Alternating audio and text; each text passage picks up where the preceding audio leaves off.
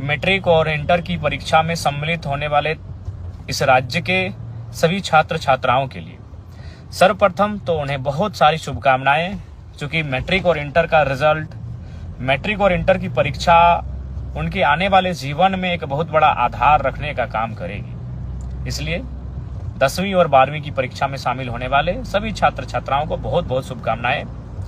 और उन्हें एक संदेश रहेगा मेरा कि इस परीक्षा को तनाव ना समझकर, त्योहार समझकर परीक्षा में सम्मिलित होने के लिए जाएं। जब आप परीक्षा देने के लिए घर से निकलें तो उत्साह, उमंग और ऊर्जा से लेस होकर परीक्षा देने के लिए निकले।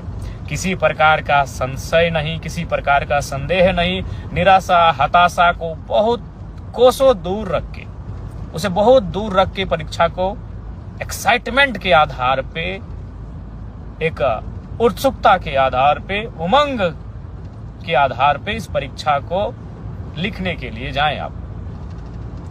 और चूंकि मैं इस राज्य का एक डुमरी विधानसभा से निर्वाचित विधायक हूं, अतः मैं अपने डुमरी विधानसभा के जितने भी छात्र छात्राएं परीक्षा में सम्मिलित हो रहे हैं उनके लिए मेरा यह संदेश होगा कि 10वीं में टॉप 10 और 12वीं में जो टॉप 10 बच्चे आएंगे, जो छात्र छात्राएं 10वीं की परीक्षा में टॉप 10 में आएंगे, 12वीं की परीक्षा में टॉप 10 में आएंगे, डुमरी विधानसभा के अंतर्गत उन्हें मैं प्रोत्साहन के लिए, जो मैंने कहा है कि अपनी 75% सैलरी मैं डोनेट करूंगा, तो चूंकि परीक्षा फरवरी और मार्च महीने में आयोजित हो रही है, अतः मैं अपना 2 महीना, फरवरी महीना और मार्च महीना की जो मेरी विधायक की सैलरी मिलेगी, जो मुझे विधायक के रूप में, जैसे पुलिस को सैलरी मिलती है, टीचर को सैलरी मिलती है, डॉक्टर को सैलरी मिलती है, तो विधायक को भी महीना में सैलरी दिया जाता है।